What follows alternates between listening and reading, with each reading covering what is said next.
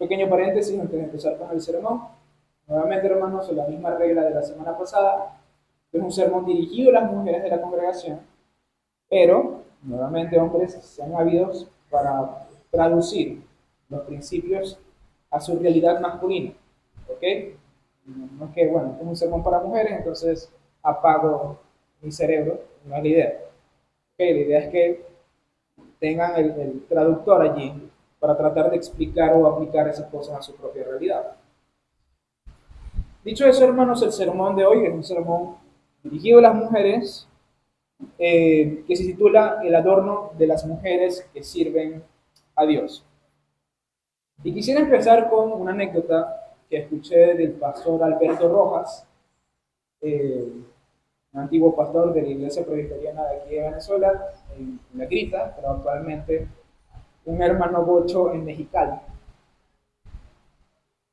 Yo escuché esta historia de él y dice más o menos así. Si el hermano Alberto me escucha en algún momento, estoy replicando lo que me acuerdo. Si en algo me equivoco, pues que me perdonen. Eh, Dios mira el corazón, pero no la apariencia. Dios mira el anterior, lo interior y no lo exterior. Esto fue lo que le dijo una mujer cristiana al encargado de una frutería. Ellos estaban hablando y discutiendo sobre el tema de la vestimenta cristiana, básicamente diciendo que realmente no importaba cómo ella se vistiera y cómo las mujeres en general se vistieran, porque al final de cuentas Dios mira el corazón, haciendo referencia a ese famoso texto de, de Samuel a David. El frutero, tratando de convencer a la mujer de su posición, tomó un mango y le dijo: señora, usted ve este mango, lo que usted y yo nos comemos es lo de adentro. Y lo de adentro es lo que importa, porque al final de cuentas eso es lo que nosotros nos comemos. Pero usted ni yo podemos saber ni tomar el mango si nosotros no vemos lo de afuera. Por fuera tiene que verse maduro para saber qué es lo que voy a comer adentro. Ah, y por cierto, son 2.000 pesos. Esta es básicamente una historia, no sé si es cierta, me imagino que sí. Los ocho hablan muchas cosas de ese tipo. Y la realidad, hermanos, es que esta postura, o de hecho estas dos posturas, que considero que el frutero tiene toda la razón, sin embargo, la postura de la mujer es una postura que se ve en muchos ámbitos cristianos.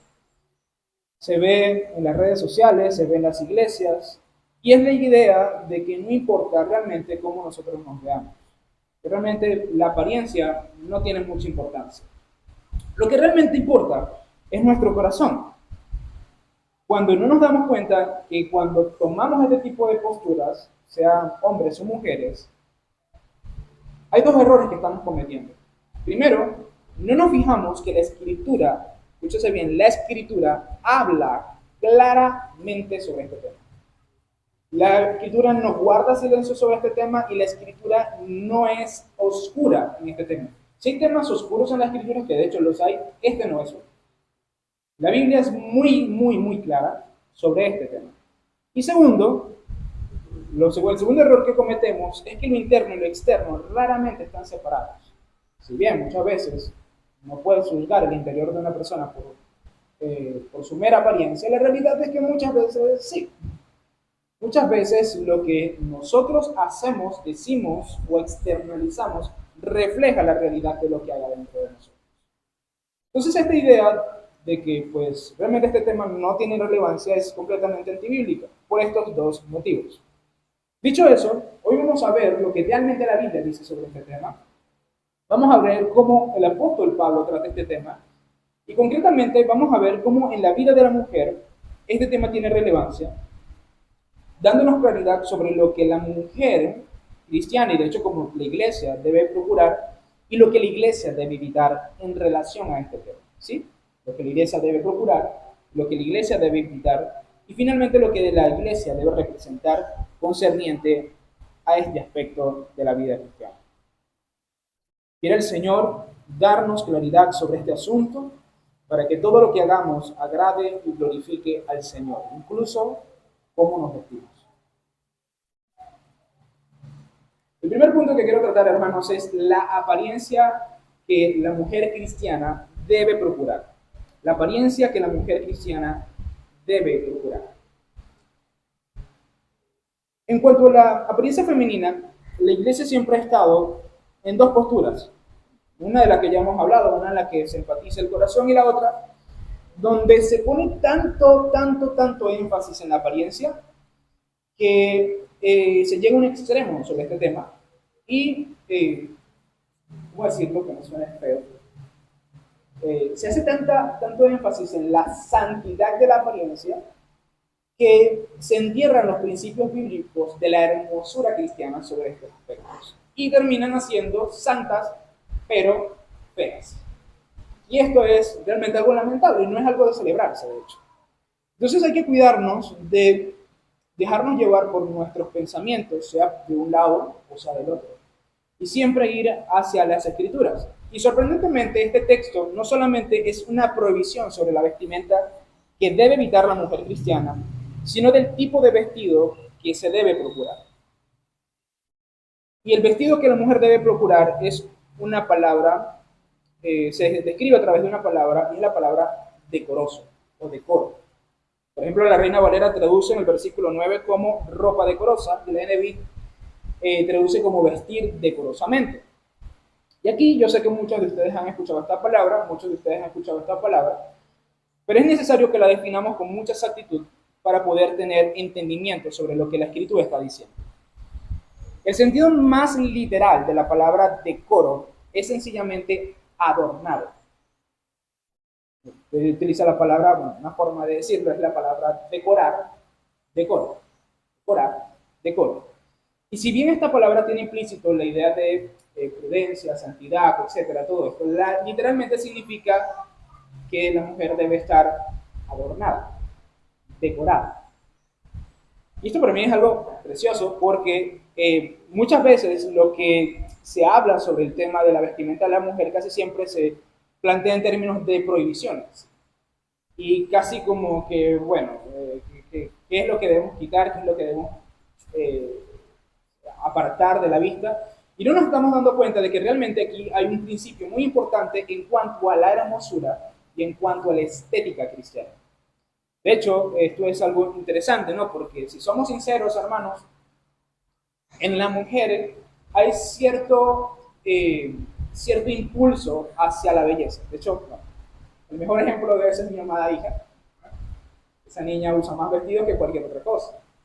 Y cada vez que se coloca un vestido va muy, ¿cómo que dice el tigre? Muy pomposamente hacia la oficina y me dice, papá, mira. Y se gira, y yo le dice, qué bella te ves ahí, mi hermosa, preciosa. Y eso es algo que uno podría pensar, bueno, que eso está de parte de su madre o está delante de su padre. No, hermanos. Eso es un impulso natural, femenino, de procurar la hermosura, de procurar lo que es agradable a la vista, de verse hermosas. Y esto, hermanos, claramente es un texto que nos instruye sobre esto. Básicamente, de un cierto sentido, hermanos, es hasta pecaminoso cuando una mujer es descuidada, desaliñada, desagradable. ¿Por qué? Porque el texto está diciendo, dice el apóstol Pablo, quiero pues que las mujeres vistan decorosamente. Es decir, que se preparan, se vistan de una manera hermosa y agradable.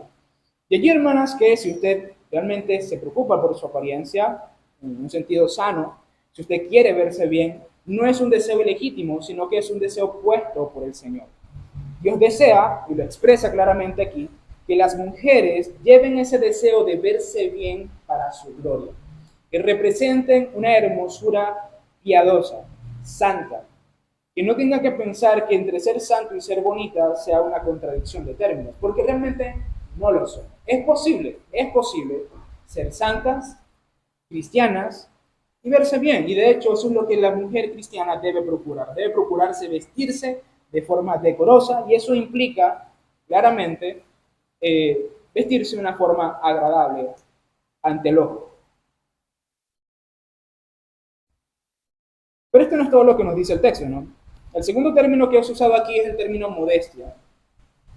Y este término implica un sentido de vergüenza. Es una clase de temor de traspasar los límites de la decencia, de lo que es correcto. Es no tratar de traspasar los límites de lo que es adecuado y de lo que es correcto. Es una clase de reserva en cuanto al cuerpo.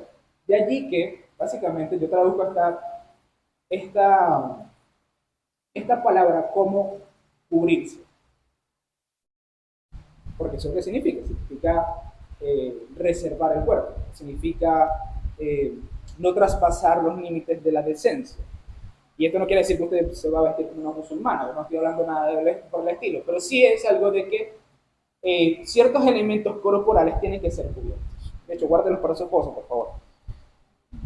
Lúzcalos delante de él, para más nadie. El tercer término, ya hablamos de decoro, modestia. El tercer término es recato, que la NBI traduce como recato, pero que la Reina Valera traduce como pudor. Y significa literalmente pureza mental. Esta palabra es traducida en otros textos como sobriedad y dominio propio. Básicamente lo que está diciendo aquí es que la mujer debe vestirse de una forma sensata y hasta cierto sentido con sentido común.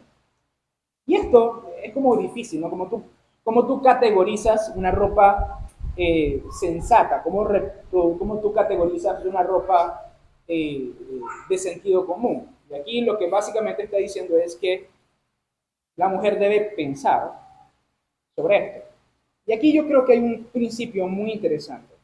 Y es que realmente cuando las mujeres cristianas se visten, no solamente deben decir, bueno, qué es lo que culturalmente o cristianamente se entiende como decoroso o como modesto, sino que también tiene que pensar y ser sensata, utilizar su sentido común.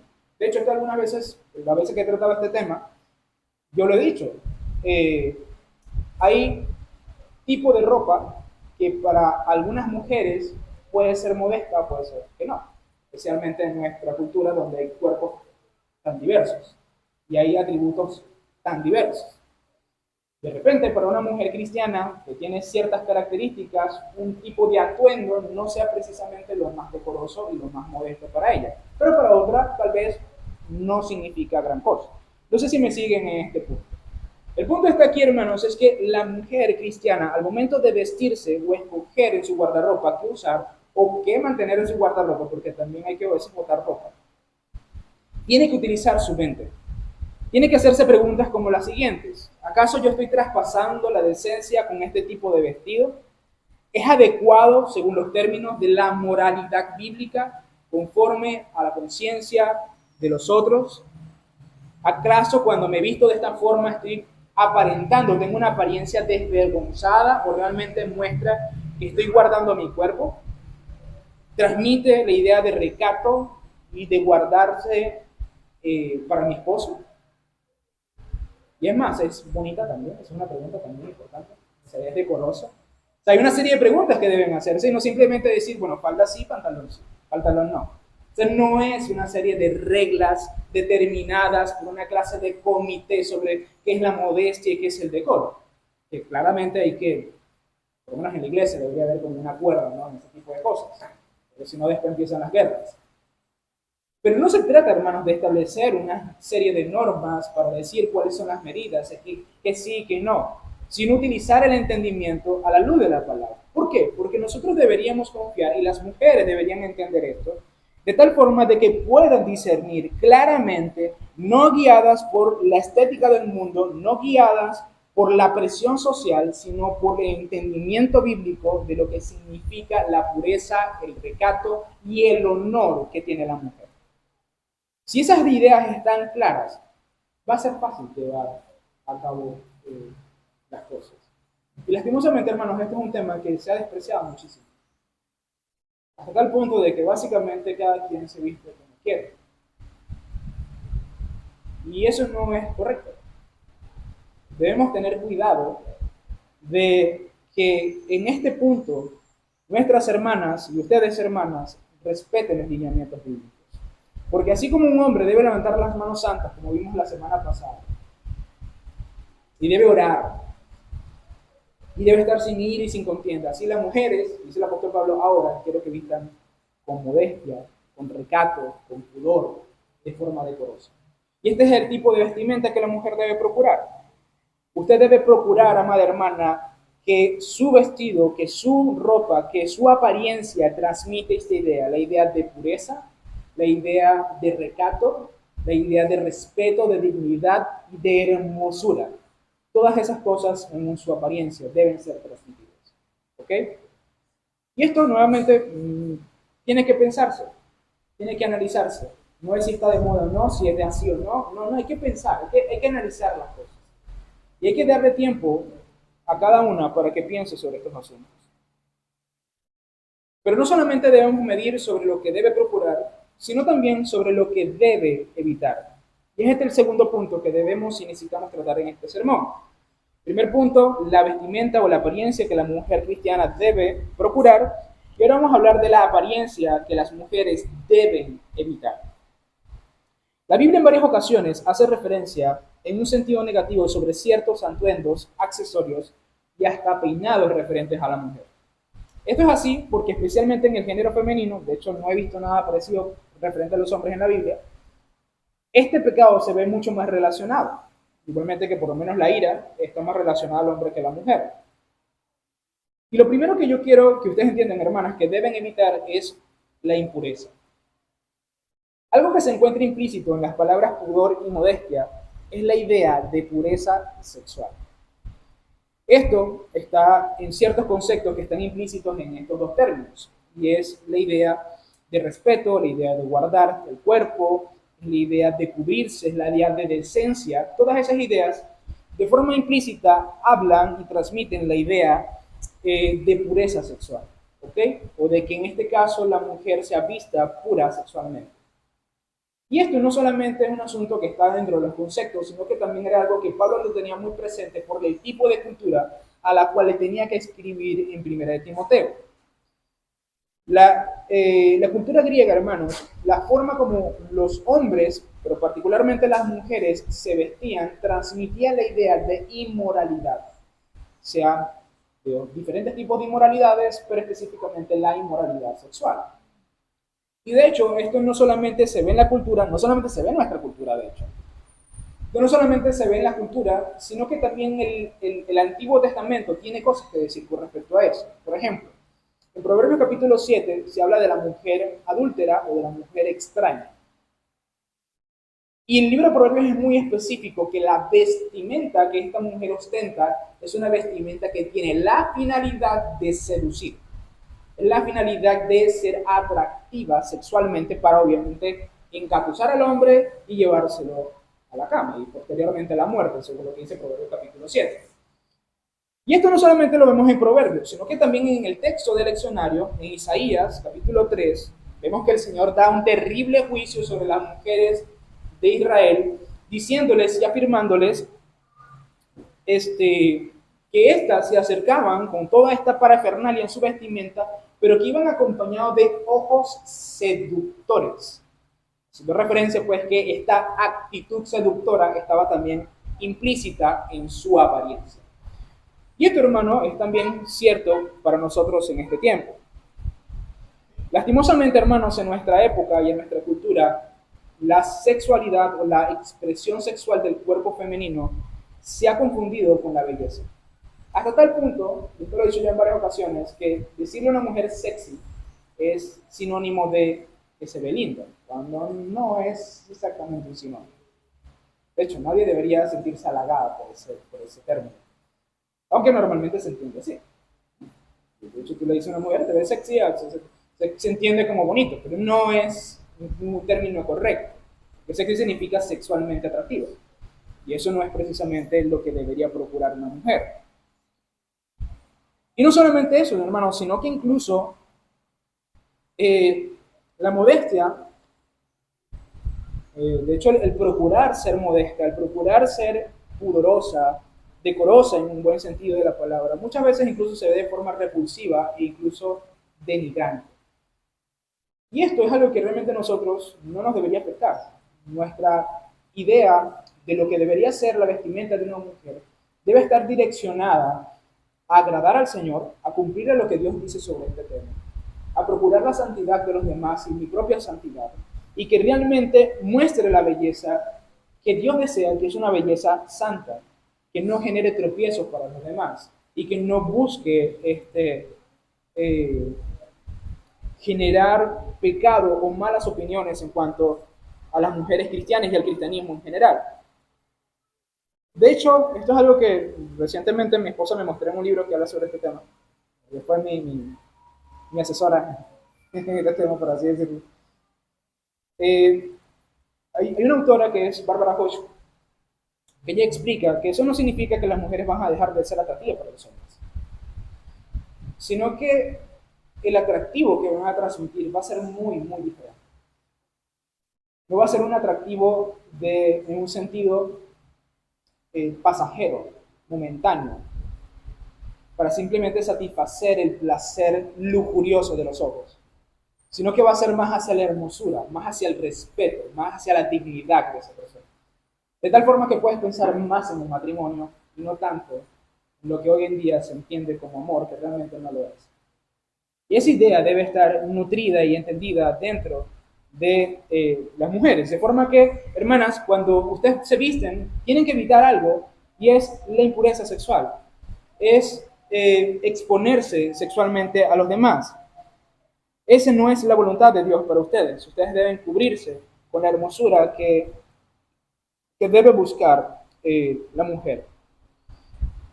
Y la realidad, hermanas, es que muchas veces cuando se procura, ¿no?, ser atractiva sexualmente, hay que entender que hay ciertas cosas que están pasando en el corazón que no son agradables ante Dios. Nuevamente, como dijimos al principio, ¿no?, muchas veces lo externo expresa lo interno. Y no podemos decir, pues, que hay santidad y pureza sexual en nuestro corazón cuando nuestra vestimenta o la forma como nos vemos es desvergonzada. Y es algo que realmente les pido que consideren y tengan en cuenta. Lo segundo que las mujeres deben evitar son los lujos. El otro aspecto que esté prohibido y se procura evitar en este texto, hermanos, es el ser ostentosas. Con esto se prohíbe o se llama evitar todo tipo de prendas y hasta peinados que sean ostentosos y que transmitan esa idea de lujo. En esta lista se incluyen peinados ostentosos, oro, perlas y vestidos costosos. Lo que transmite esto es la idea del lujo. Y claramente, y muy posiblemente en Éfeso, pero no sé exactamente quién es, pero muy posiblemente en Éfeso hubieran mujeres muy pudientes. ¿Por qué? Porque estos tipos de vestimentas no son el tipo de vestimentas que la hermana viuda, pobre, podía comprar. ¿Okay? Estamos hablando de perlas, estamos hablando de oro, estamos hablando de peinados costosos, ostentosos. Era un asunto que era difícil costearse ese tipo de vestimenta. Entonces realmente aquí pensemos que realmente el apóstol Pablo le está hablando a las hermanas más pudientes de la congregación. Y les está diciendo a esas hermanas que tienen esa fuerza económica para vestirse de esa manera, no lo hagan.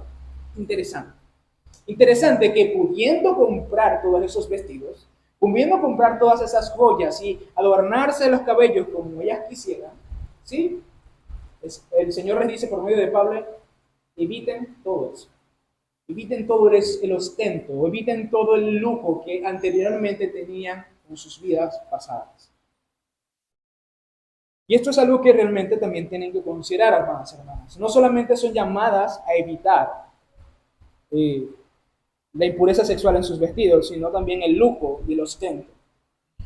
Un caso interesante es el caso de las trencillas. Aquí dice peinados ostentosos, pero literalmente la palabra que se utiliza allí es trencilla, lo que sería una clineja para nuestra cultura. William Hendrickson explica a qué se está refiriendo esto en este texto. Dice que las mujeres de aquella época no se fijaban en gastos para hacerse las trencillas deslumbrantes, porque realmente resplandecían. Las trenzas se sostenían con peines de carey enjollados o por medio de broches de marfil o plata, o eran alfileres de bronce con sus cabezas enjolladas. Mientras más variados y caros, mejor.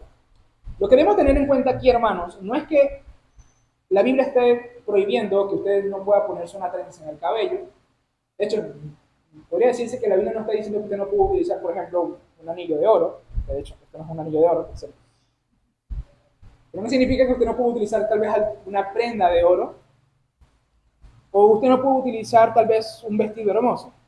Lo que el apóstol Pablo está prohibiendo aquí es todo aquello que transmita, comunique que usted es una persona ostentosa. Usted se viste con plata, por así decirlo. Una persona que tiene real. No, mira, mira, hermana, utiliza 5 pulseras de oro y zarcillo de diamante y ese tipo de cosas.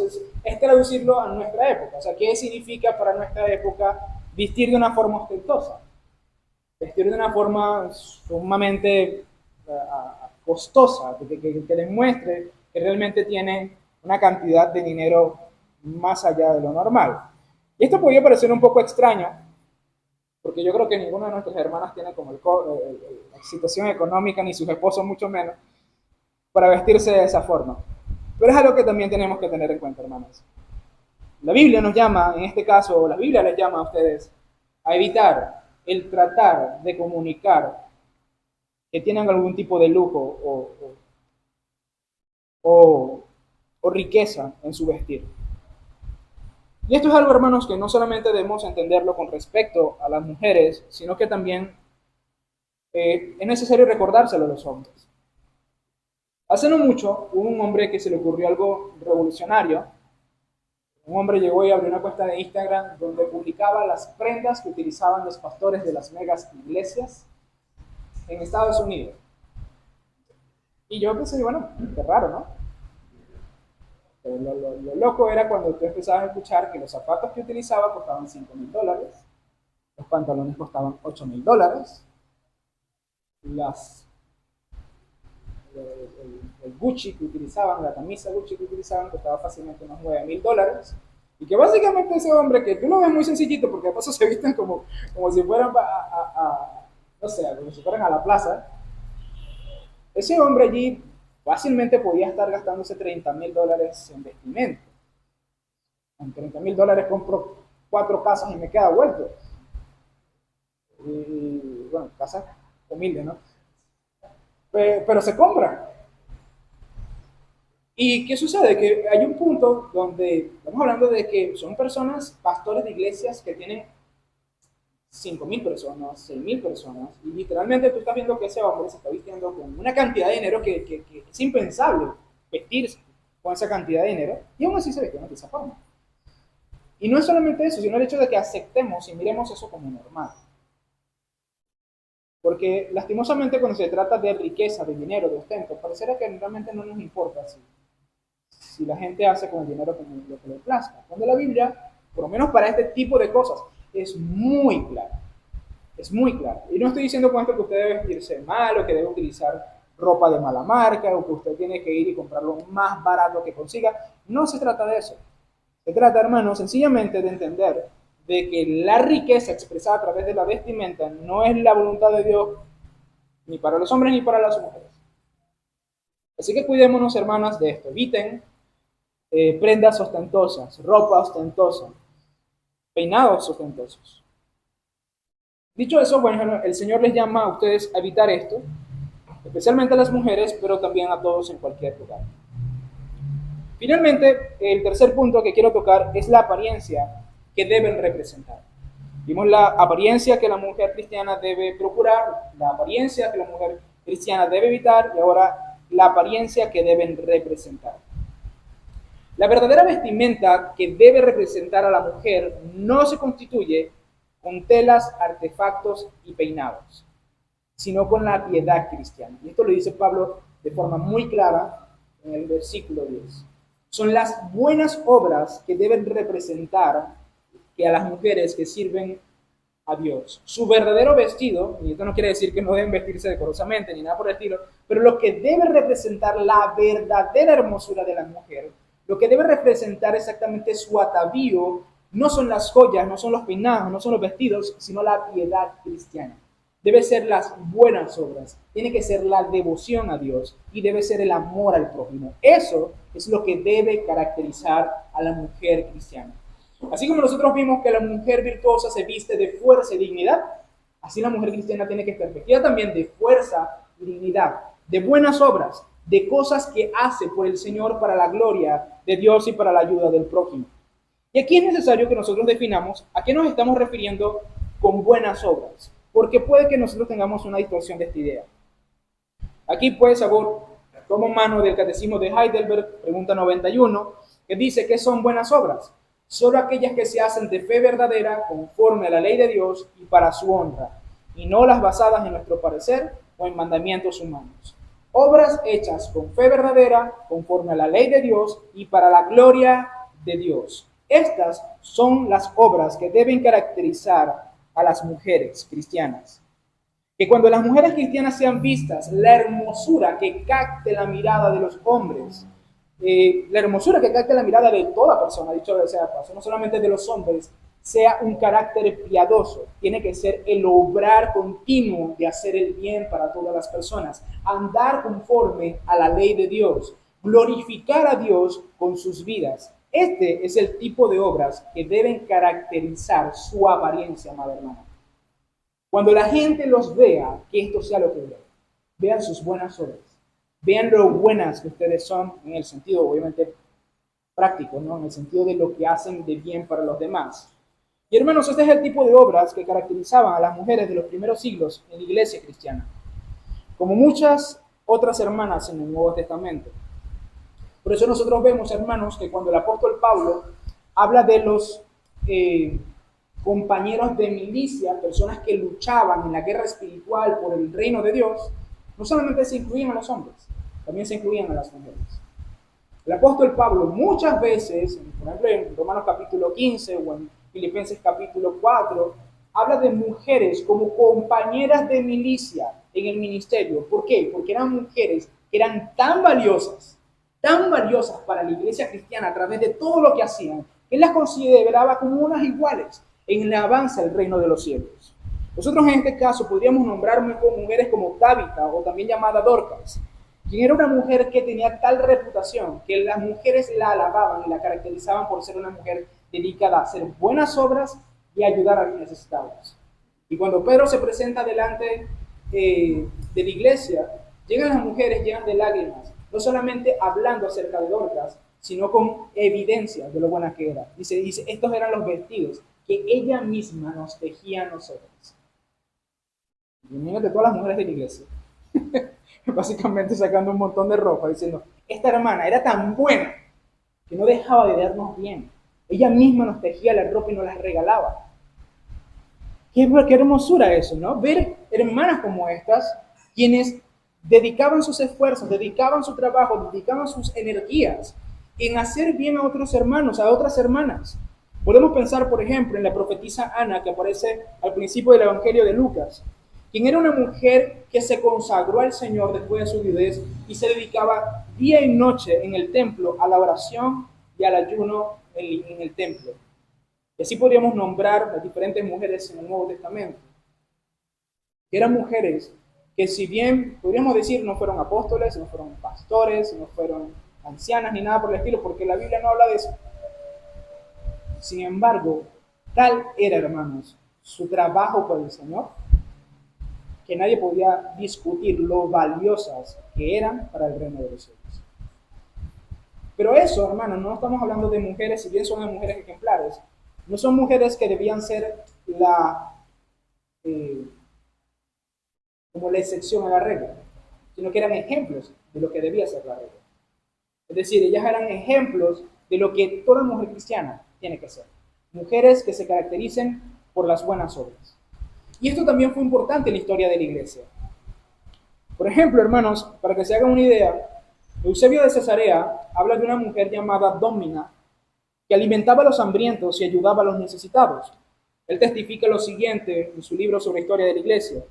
Dice que no solo ella, hablando de Domina, sino que muchas mujeres cristianas, escúchese bien, muchas mujeres cristianas gastaban sus riquezas en ayudar a los pobres, en alimentar a los necesitados y en consolar a los afligidos.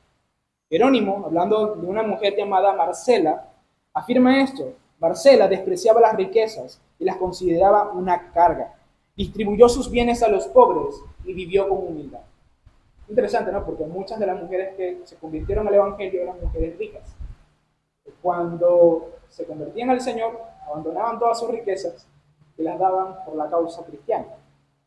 De hecho, hay una mujer que ahorita no recuerdo quién fue, no me recuerdo el nombre, sí recuerdo quién fue, pero no recuerdo el nombre, porque es un nombre en inglés, que fue la que costeó los estudios y el ministerio de muchos ministros en el siglo XVII. John Wesley, por ejemplo, Charles Wesley, todos ellos, todos esos ministros fueron costeados en sus estudios y en sus ministerios por esta mujer. Muchas mujeres pudientes terminaron haciendo esto. ¿Pero qué significa eso? ¿Significa que si usted no tiene dinero, usted no puede ser una mujer de buenas obras? Por supuesto que no. Podría, por ejemplo, mencionar, hermanos, uno de los ejemplos más hermosos de la piedad cristiana, de la compasión cristiana, y era lo que hacían muchas mujeres cristianas en los primeros siglos, que iban a los, iba a decir a los orfanatos, pero no eran a los orfanatos, iban a los basureros, que era donde los griegos, los gentiles, botaban a los hijos que no querían. Por ejemplo, si de hecho, hay una carta de un hombre que le dice a su esposa: espero que estés muy bien, amada mía, espero que te vaya muy bien, espero que estés todo fino. Y después le dice, creo que no voy a estar para el parto, si es un niño, por favor, quédatelo. Si es una niña, por favor, bótala. Con mucho cariño, esposa. Cosas así como, ¿qué es esto? Y, sí, y sucedía así. Niños malformados, niños tal vez con algún tipo de marca, niños tal vez con algún tipo de problema. Todos esos niños le lanzaban a las basuras. ¿Y sabes lo que hacían las hermanas?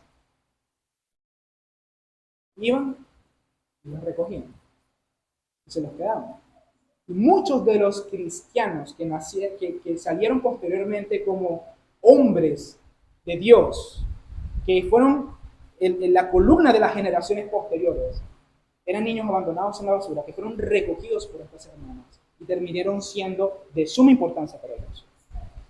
Podríamos hablar incluso, hermanos, de muchas hermanas que se quedaban en aldeas llenas de pandemias, llenas de enfermedades, sirviendo a los enfermos, a pesar de que eso significaría para ellas la muerte segura. Decían que ellas mismas se iban a enfermar, pero no les importaba, ellas servían y amaban al Señor. Tenemos testimonios como, por ejemplo, de dos hermanas de sangre que se llamaban Perpetua y Felicidad, quienes fueron mártires de Cristo, que prefirieron morir antes que negar a su Señor. Bueno, yo podría hablar hoy muchísimo, pero muchísimo, de todas las buenas obras que mujeres cristianas han tenido en la iglesia. Toda la abnegación, todo el sacrificio, todo el amor, toda la piedad, toda la abnegación, toda la entrega por el Señor. Mujeres que tal vez no se veían tan esplendorosas como las mujeres del mundo, pero que sus buenas obras hablaban de una hermosura mucho mayor que cualquier otro vestido, cualquier otra perla, de cualquier otra pieza de oro. Y así, hermanas, como tú debes vestirte. Debes vestirte con buenas obras. Debes vestirte con piedad. Tienes que vestirte con misericordia. Sirviendo al Señor, obrando por el Señor, glorificando al Señor con todo lo que tú debes hacer, cumpliendo con la ley del Señor diligentemente. ¿Y saben una de las cosas, hermanos, que me da tristeza de esta época? Que ahorita, hoy en día, hermanos, hay una gran discusión e interés por saber si la mujer puede o no puede ser pastora, si saber si la mujer puede o no puede ser líder. Y cuéntame, hermanos, ¿qué ha pasado con las buenas obras de la iglesia? ¿Qué ha pasado con el ministerio de la misericordia de la iglesia? Porque tenemos un montón de mujeres pendientes de ostentar cargos y ocupar púlpitos como si no hubieran suficientes necesidades en el mundo para atender. Y lo que sí Dios llama claramente a las mujeres, que es hacer buenas obras, básicamente no se entiende, básicamente no se atiende. Y eso es algo terrible.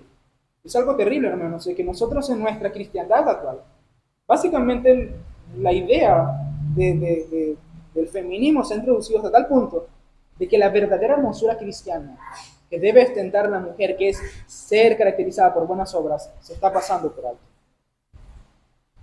El apóstol Pablo dice que esto debe hacerse, hermanas, no porque seamos moralistas o porque seamos filántropos y amemos a la gente, o que realmente tenemos que amar a la gente, sino que el apóstol Pablo dice: vístanse de buenas obras como corresponde a mujeres que declaran servir al Señor.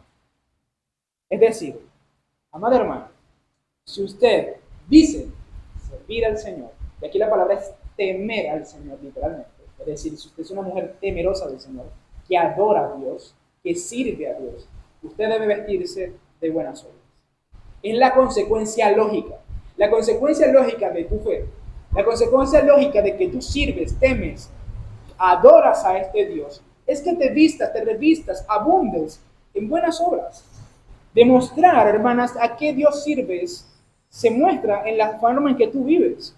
Así como una mujer musulmana demuestra al Dios a quien sirve con la forma como se viste, así tú tienes que demostrar el Dios a quien sirves vistiéndote de buenas obras.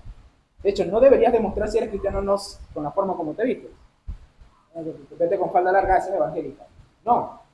Lo que debe decir, esta mujer es una mujer de buenas obras. Es una mujer que abnegadamente sirve al prójimo. Es una mujer que hace bien a todos. Esta es una mujer cristiana. Eso es lo que se debe procurar. Que el servicio declare de forma clara de a quién sirves, a qué Dios sirves.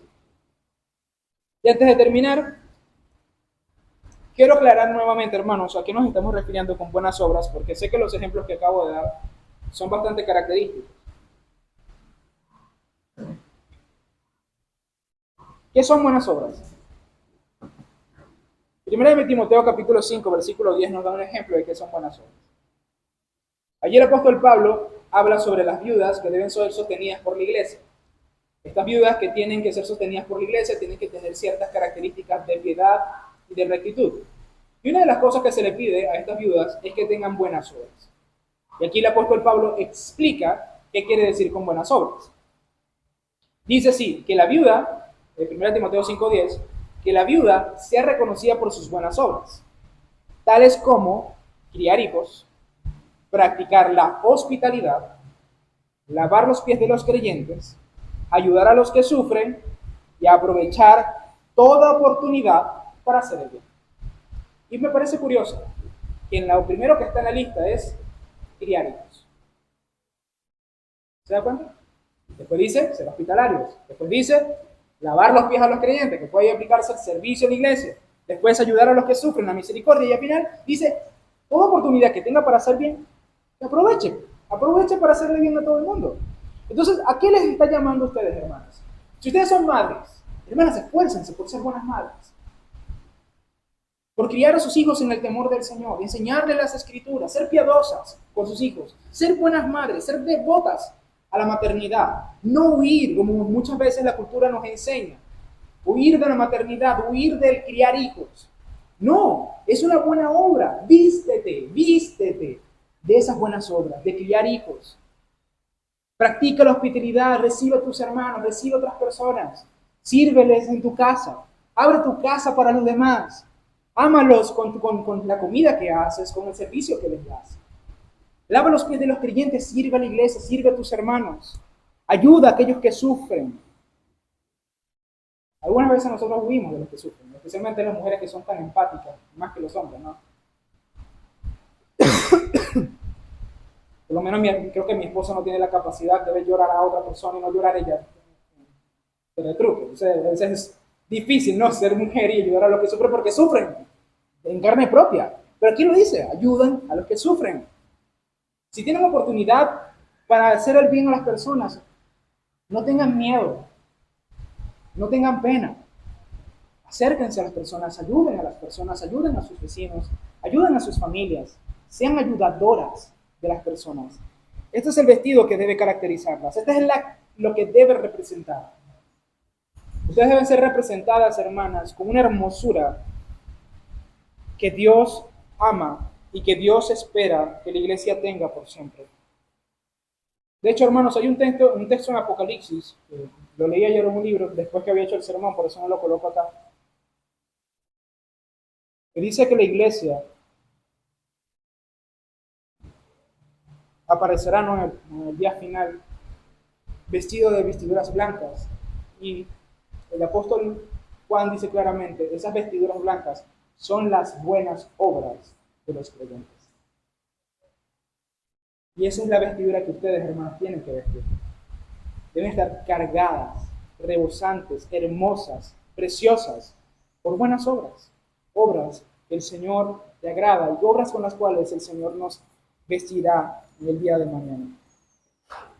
Así que, hermanas, una vestimenta que deben procurar, o una apariencia que deben procurar, una apariencia que deben evitar, pero sobre todo una apariencia que deben representar. Esto es el llamado que Dios le hace a ustedes. Y aquí, hermanas, permítanme recordarles algo. Y es que tengan en cuenta que el Señor tiene el derecho de decirles a ustedes cómo deben vestir. Es el Señor quien tiene la autoridad para decirles a ustedes cómo deben vestir. ¿Por qué? Querida hermana, tú, como cual Eva, has pecado contra el Señor. Y muy posiblemente, como Eva, te has tratado de esconder detrás de tus propias hojas de higuera, como lo hizo ella. Hojas que no pueden cubrir la vergüenza y mucho menos el pecado. Pero en ese momento, cuando Eva se trató de vestir a sí misma, ¿no? Dijo, bueno, pequé, estoy vergonzada, me voy a cubrir yo misma. Voy a tejerme un vestido de hojas de higuera para cubrir mi desnudez. Lo que el Señor hizo en ese momento fue tomar un animal, muy posiblemente un cordero, aunque la Biblia no lo dice, sacrificar ese animal y con la piel de ese animal cubrir la desnudez y la vergüenza de él. Bueno, amada hermana, pues el Padre ha sacrificado a un cordero, que es el Cordero de Dios. Él ha sacrificado a su propio Hijo para cubrir tu desnudez. Y no estoy hablando de desnudez literal. Estoy hablando de tu vergüenza, de tu pecado, de tu condición caída. Él ha sacrificado a su Hijo para con su Hijo cubrirte, cubrir tu desnudez, cubrir tu vergüenza, cubrir tu pecado. Ahora, pero nosotros podemos decir, los que estamos en Cristo, hemos sido revestidos de Cristo. Él ha cubierto tu desnudez, amada hermana. Él es quien te ha vestido de sí mismo. Y es Él quien te dice ahora cómo debes vestir. Él tiene el derecho, no solamente porque es Dios, sino porque literalmente Él te salvó.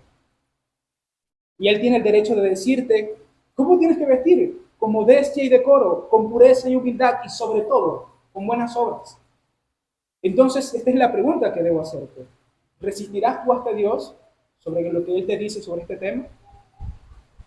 ¿O realmente te someterás a aquel que te amó y te vistió con sí mismo, a pesar de todo lo que Él le costó?